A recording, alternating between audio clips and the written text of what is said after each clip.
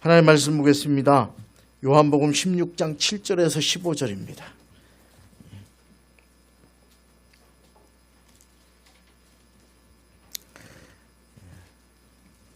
똑같은 본문입니다. 화면에 있습니다. 16장 7절에서 15절 제가 봉독해 드릴게요. 그러나 내가 너희에게 실상을 말하노니 내가 떠나가는 것이 너희에게 유익이라. 내가 떠나가지 아니하면 보혜사가 너희에게로 오시지 아니할 것이요 가면 내가 그를 너희에게로 보내리니 그가 와서 죄에 대하여 의에 대하여 심판에 대하여 세상을 책망하시리라. 죄에 대하여라 함은 그들이 나를 믿지 아니하며 의에 대하여라 함은 내가 아버지께로 가니 너희가 다시 나를 보지 못하며 심판에 대하여라 함은 이 세상 임금이 심판을 받았음이라. 내가 아직도 너희에게 이를 것이 많으나 지금은 너희가 감당하지 못하리라. 그러나 진리의 성령이 오시면 그가 너희를 모든 진리 가운데로 인도하시리니 그가 스스로 말하지 않고 오직 들은 것을 말하며 장래 일을 너희에게 알리시리라. 그가 내 영광을 나타내리니 내 것을 가지고 너희에게 알리시겠습니다. 무릇 아버지께 있는 것은 다 내 것이라. 그러므로 내가 말하기를 그가 내 것을 가지고 너희에게 알리시리라 하였노라. 아멘. 임마누엘 찬양대 찬양으로 하나님께 영광 올려드리겠습니다.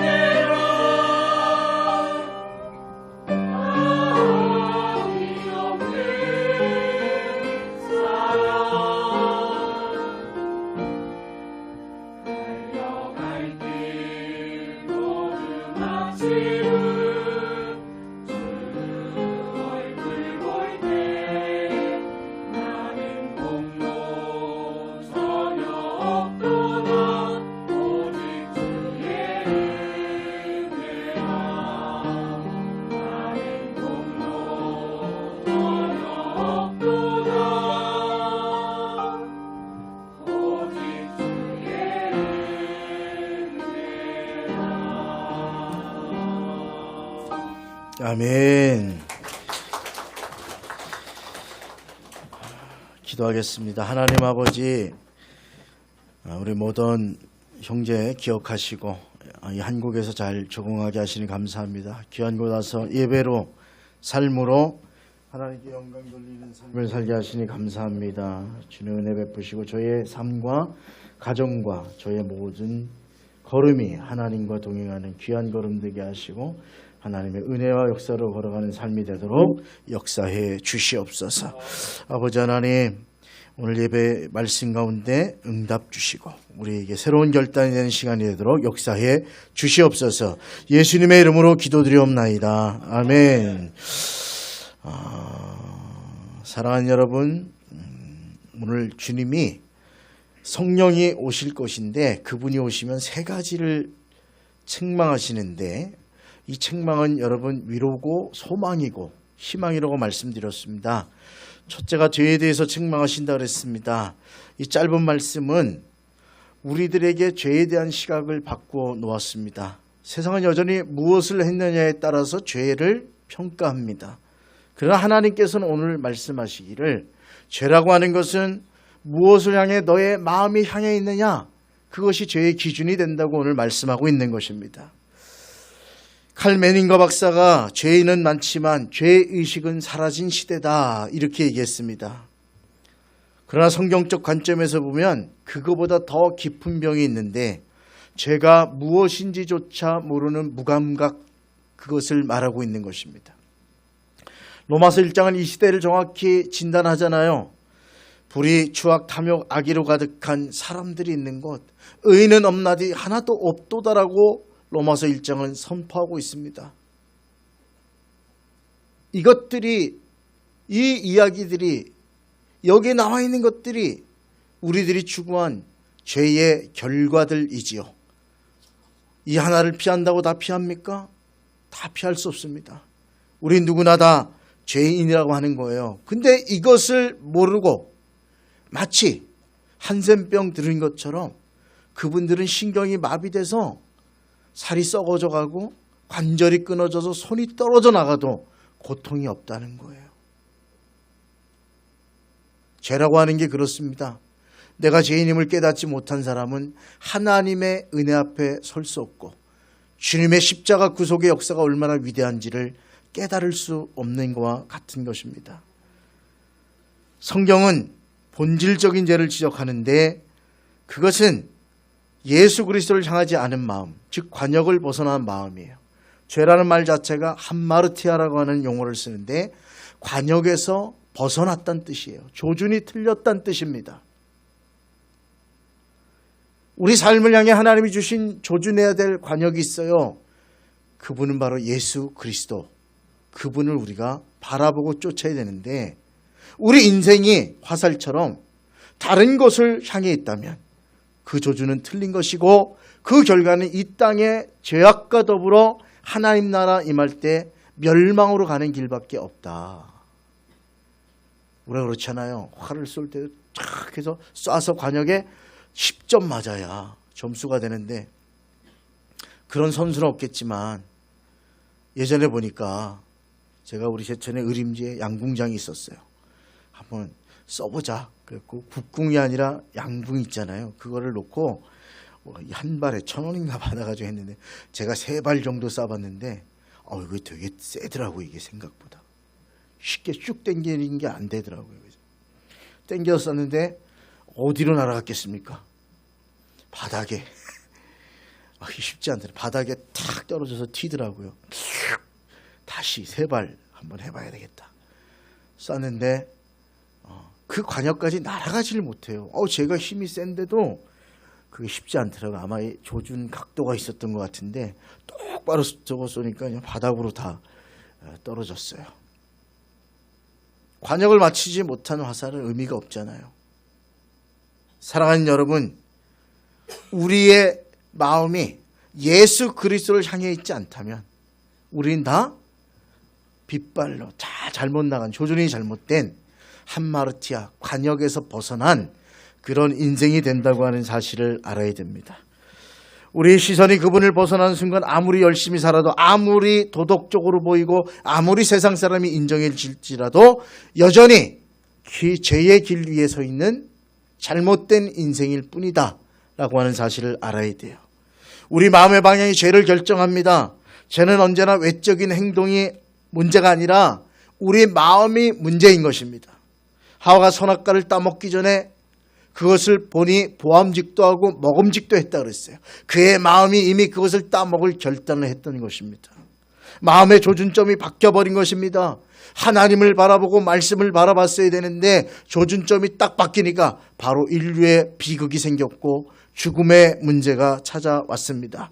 보기에 탐스럽게 여긴 그 마음이 이미 그 속에 싹 트는 순간 그는 죄를 선택할 수밖에 없고 죄 속에 살아가는 인생이 될 수밖에 없었던 것입니다. 그래서 주님은 오늘 말씀에 행동이 아니라 믿음에 대해서 말씀하고 있는 거예요. 죄에 대하여 책망하시는 게 뭐예요? 9절 말씀인데 같이 읽을게요. 9절. 시작. 죄에 대하여라 함은 그들이 나를 믿지 아니하며. 아멘. 보니까 주님은 그 믿음, 그 마음이 어디로 향해 있는가가 중요한데 예수 그리스도께로 향해 있지 않은 그 믿음, 그러면 그건 어디가 있겠어요? 세상을 향해 있고 죄를 향해 있고 욕심과 탐욕을 향해 있는 그 마음을 가지고 있는 사람은 다 죄인이다. 예수 그리스도를 마음으로 믿지 않고 살아가는 조준점이 틀린 모든 사람은 다 죄인이라고 말씀하고 있는 것입니다. 우리의 삶이 주님을 향하지 않는다면 껍데기가 겉이 아무리 멋져 보이고 성도처럼 보이고 하나님을 믿는 사람처럼 보일지라도 여전히 그는 죄의 길 위에 서 있는 인생일 뿐이라고 하는 사실입니다. 반대로 마음이 주님을 향해 바르게 조준되어 있다면 비록 부족하고 실수할지라도 그 사람은 바로 예수 그리스도의 생명의 길 위에 서 있는 사람이라고 하는 뜻입니다. 예수님은 몸으로 계실 때 제자들과 함께 계셨지만 그분이 떠나면서 보혜사 성령을 주실 것이다. 그분이 돕는 분이에요. 뭘 돕는 거예요? 우리의 시선이 세상을 향하지 않고 예수 그리스도를 향하고 하나님께로 향하고 하나님 나라를 향해 시선을 고정할 수 있도록 우리들에게 주님의 말씀을 가르치고 생각나게 하고 기억나게 하시고 인도하시는 분이 바로 보혜사, 우리의 위로자 도움자 되시는 성령이라고 하는 것입니다. 성령님께서 교정하시고 꾸짖으시고 책망하실 때 그 음성을 바르게 듣고 바르게 주님을 바라보고 걸어가는 저와 여러분 되셔서 우리의 인생이 흔들림 없이 주님이 열어놓으신 이 은혜의 생명의 길을 걸어가시는 복된 주님의 자녀들 될 수 있기를 예수 그리스도의 이름으로 축원드립니다. 성령께서 우리의 내면을 깨우지 않으면, 책망하시지 않으면 너 지금 주님 바라보고 있지 않아. 너 왜 원망이 있니? 왜 이렇게 불평이 있니? 뭐가 이렇게 문제지? 우리가 주를 바라보지 않으면요, 우리 속에는요 원망, 불평, 온갖 것들이 다 넘쳐납니다. 한번 나누겠지만 우리 청년들과 나눴어요. 은혜 받으세요 할 때 그 은혜, 마지막 나눈 게 카리스라고 하는 그 용어가 쓰인 걸 알아야 될 거 아니에요. 성경에 진짜 은혜라고 하는 카리스가 어디에 쓰였는지 알아야 은혜 받으세요 할 때 은혜 받은 게 뭔지 알잖아요. 보통 교회 와가지고 은혜 충만하고 그렇게 얘기하는 거를 막 방언도 하고 막 그런 모습 보면 은혜 충만하다 그러는데 성경은 그거 가지고 은혜 충만하다는 얘기를 하질 않아요. 카리스라고 하는 은혜가 쓰이는 곳이 6군데 있는데 그 중에 우리가 하나 알아야 되는 건 감사예요. 감사. 그게 카리스라는 용어를 써요. 하나님의 은혜가 임하면 어떤 상황 속에서도 감사할 수 있는 인생이 되는 거예요.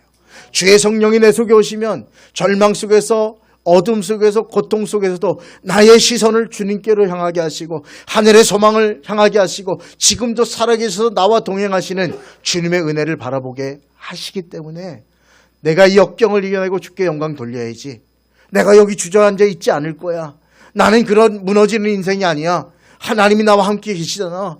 내가 다시 일어날 거야. 그런 고백을 하면서 모든 상황 속에서 감사하는 삶을 살아가게 되는 것, 그런 사람이 은혜 받은 사람이에요. 사랑하는 여러분, 우리 스스로 옳다고 오해하며 살지 않고 그래서 멸망의 일로 들어가 있음에도 깨닫지 못하는 삶이 아니라 성령 충만을 통해서 하나님의 말씀이 내게 임하고 내가 어떤 길을 가야 되는지 알려주시고 나를 책망하시며 다시 주를 바라봐라, 예수 그리스도를 믿는 것이 그것이 바로 너가 가야 될 길이라고 말씀해 주시며 생명길로 우리를 불러주실 때 감사함으로 다시 무릎 꿇고 하나님 감사합니다. 내 능력으로 내 힘으로 가는 나라가 아닌 그 나라 가게 하시니 감사합니다. 주님과 함께 동행하겠습니다. 주님 나를 붙들어 주시옵소서. 그러면서 그 책망을 듣는 자가 결국은 회복과 하나님의 놀라운 은혜 가운데 걸어가게 되는 것입니다. 이번 부흥회를 통해서 저도 앉아있다가 저에게 들리는 책망의 말씀도 들렸고 위로의 말씀도 들렸고 내게 힘주시는 주님의 은혜의 말씀도 들렸고요. 저 개인적으로 저도 그래서 웬만하면 제가 앞에 앉아있잖아요. 앞에. 예. 누가 왔는지 좀 보고 말이지. 뒷자리에서 보통 목사님들 할 때 그러는데 아니요, 내가 먼저 은혜 받으려고. 그래서 앞자리에서. 예. 그죠? 예. 근데 음성이 들리더라고요. 낮에는 울었어요. 그죠? 눈물이 막 나는 거예요. 그건 뭐냐면 목사님이 바닥으로 물에 빠졌는데 계속 바닥으로 가더라는 거예요. 바닥이 나오면 물속에서 치고 올라올 생각을 했는데 아무리 내려가도 끝이 없이 내려가는데 숨은 차고 아, 여기서 끝이구나. 그래서 목회를 어려움 중에 제가 그거 왜 그만두는지를 내가 알거든요. 저는 자세한 걸 들었으니까 예전에 한번 바닥으로 그 사모님이 그 얘기 하더라고요. 목사님 지금 간증으로 말하니까 그렇지만 그때는 앞이 보이지 않고 정말 죽을 것 같았어요. 그러면서 주일날 사임하겠다. 이제 이 교회를 개척한 교회를 떠나겠다. 그렇게 결단하고 우리 마지막 예배 드리고 오후 예배 드리고 온 가족이 찬양하고 우리는 사임하겠습니다 말하고 끝내자. 도저히 목회가 어려울 것 같아서.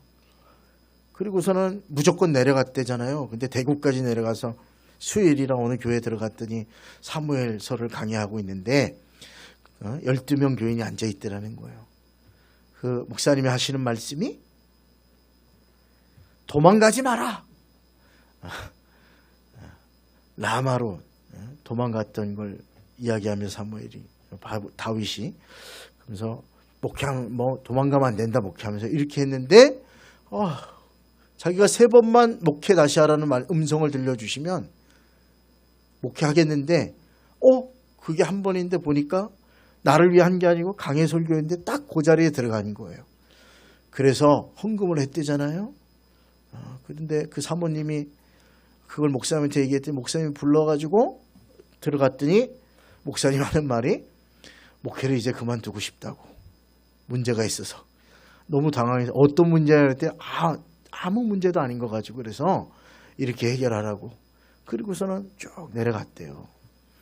그러면서 하나님의 음성을 또 듣게 되었는데 맨 마지막에 한 번을 못 들어가지고 이제 끝이다. 그죠?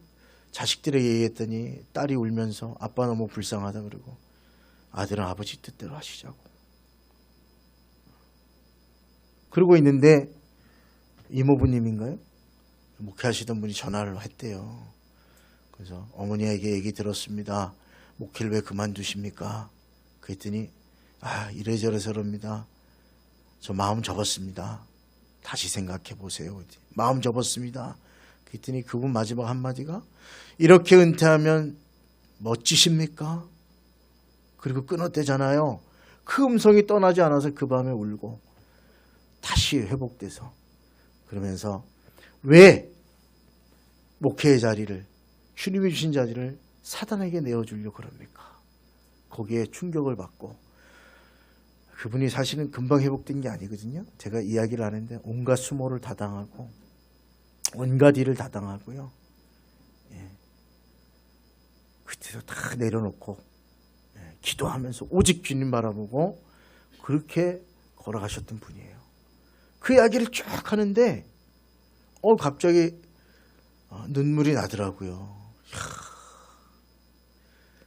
우리 성도님 중에도 빠져도 끝이 없을 것 같은 깊은 나락 속에 내 힘으로 못 나올 것 같은 그 속에 있는 분도 있을 거고, 우리 목회자들 중에 아는 분들 중에 또 절망 가운데 있는 분도 있을 거고, 다투는 교회도 있을 거고, 별 것도 아닌 거 가지고 감사를 모르고 원망 불평하는 그런 데도 있을 텐데, 그렇지 않은 성도님들이 있는 교회 참 감사하고, 고통당하고 있는 분들을 제가 아는데 그 생각하니까 눈물이 나더라고요. 근데 그분이 하나님이 함께 하심으로 내가 너와 함께 있다, 다시 감사함으로 찬양으로 일어났던 것처럼 저와 여러분 그렇게 일어나셔야 되고, 성령님은 늘 우리에게 주를 바라봐라, 내가 너와 함께 있다, 세상 것, 명예, 세상의 물질, 세상 것만 바라보고 가지 마라, 내가 다 채워줄 거야, 나를 바라봐, 나를. 우리를 사랑하기 때문에 책망하시는 거예요. 그렇지 않으면 책망도 안 해요. 사랑하는 여러분, 저는 저와 여러분이 오늘 말씀을 들으면서 언제나 주님께 우리의 마음이 믿음으로 정확히 그 주님을 관역 삼아 바라보시고 성령 충만하셔서 주의 성령의 음성 가운데 말씀에 순종하는 삶을 살 수 있기를 주님의 이름으로 축원드립니다. 이제 성탄의 문 앞에 서 있습니다. 성탄은 단순히 즐기는 날이 아니잖아요. 주님의 오심을 축하하고 더 중요한 건 그동안 잃어버렸던 우리의 초점을 다시 한번 살펴보면서 내가 지금 구원자 되시는 예수님께로 내 심령이 향해 있는가 점검하는 시간이에요. 그렇지 않으면 아무리 어떤 일을 하든 어떤 모습을 보이든 주님과 상관없어요. 바리새인들을 향해서 독사의 자식들아, 하나님 모독하는 자녀들아, 너희만 천국에 가지 못하는 게 아니라 다른 이들도 지옥으로 인도하는 눈먼 자들아, 회칠한 무덤과 같이 썩은 게 들어있는 자들아, 책망하셨거든요. 근데 그 책망을 듣고 돌아섰다면 구원의 자녀들이 됐을 텐데 그러지 못했던 게 안타깝습니다. 오늘 주님은 우리를 책망하실 때 사랑해서 하시는 거예요. 너무 귀해서. 사랑하는 여러분, 목자들도 뒤에서 양을 치는 일이 중요했지만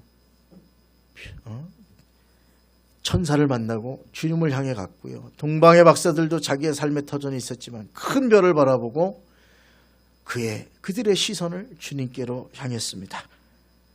그 작은 교회 앞에 나아가 그분을 찬양했어요. 성령의 책망 중에 하나, 죄에 대해 말씀하시는 건 우리가 무슨 죄를 져갖고 그거에 대해 책망하시는 게 아니라 우리의 심령 자체가 주께로 향하지 않으면 그것이 곧 죄의 길로 향하게 되기 때문에 우리 주님을 믿지 않는 것, 주님을 향하지 않는 게 죄라고 말씀해 주시며 다시 우리를 다독이며 책망하며 주께로 나가자, 주를 바라보고 가자, 주와 함께하자 말씀하실 때 아멘으로 순종하며 가면 되는 것이에요. 오늘 이 성탄, 여전히 세상은 더 높은 것, 더 많은 것을 바라보라고 얘기하지만 성령은 다시 우리에게 주님을 바라보라고 말씀합니다. 그렇게 주님을 바라볼 때 여러분의 시선이 주를 바라볼 때 가정이, 교회가, 여러분의 직장이, 이 사회가 진정으로 변화받게 되고 성령이 오시면 너희를 진리 가운데로 인도해 주시리라. 그 삶이 이루어지는 것입니다. 조준을 벗어나지 않도록 마음을 단단히 묶으시고 세상은 우리의 마음을 뺏으려고 무수한 관역을 만들어 놓고 저거 바라보고 가라고 유혹하지만 우리는 오직 예수 그리스도 바라보면서 걸어가야 돼요. 사랑하는 여러분, 지금 어디 바라보고 가십니까? 돈입니까? 명예입니까? 여러분 삶의 어려움입니까? 두려움입니까? 오직 우리는 예수 그리스도 그분을 바라보고 걸어가야 되는 것입니다. 주님은 우리의 죄를 용서하셨고 우리를 조준점이 되셔서 관역이 되셔서 나보고 와. 그러면 구원받아. 나보고 와. 그러면 내가 해결해 줄 거야. 나보고 와. 내가 너와 함께 하잖아. 그렇게 말씀하실 때 그 주님 바라보시고 오늘 저녁에도 손님들이 또 와서 함께 주님을 찬양하는데 함께 찬양하고 이 지역을 돌 텐데 돌면서 세상을 여전히 보시는 하나님이 아끼는 그 귀중한 영혼들을 위해서 기도해 주시고 그들이 주님을 바라볼 수 있도록 작은 정성이지만 그렇게 복음의 음성을 들려주고 찬양을 한 소절이라도 들려주고 그들을 축복하고 오는 이 귀한 걸음 주님을 관역 삼아 바라보고 걸어가는 저와 여러분이 감당하시고 그런 여러분들을 주께서 날마다 이끌어 주시고 복된 길 승리의 걸 걷게 하시기를 주님의 이름으로 축원드립니다. 기도하시겠습니다. 어두운 세상 속에서 우리의 마음이 흔들릴 때 성령님께서 우리의 시선을 다시 주님께로 돌려주시니 감사합니다. 거짓된 세상의 소음 속에서 주님의 음성을 분별하게 하시고 다가오는 성탄절에 아기 예수님의 빛이 우리 마음에 비추어 모든 잘못된 조준을 교정하게 하시고 주님을 향해 확정된 마음으로 살아가게 도와주시옵소서. 내가 먼저 하지 않으면 나도 가정도 내 자녀도 아버지 하나님을 바라보는 조준점을 잃어버립니다. 부모된 우리가 또 자녀된 우리가 먼저 주님을 바라보고 걸어가는 정확한 하나님의 자녀들로 살아가는 복된 삶 살게 하셔서 우리의 삶에 주님의 평화가 채워지는 은혜를 누리게 하여 주옵소서. 예수님의 이름으로 축복하며 기도드리옵나이다. 아멘.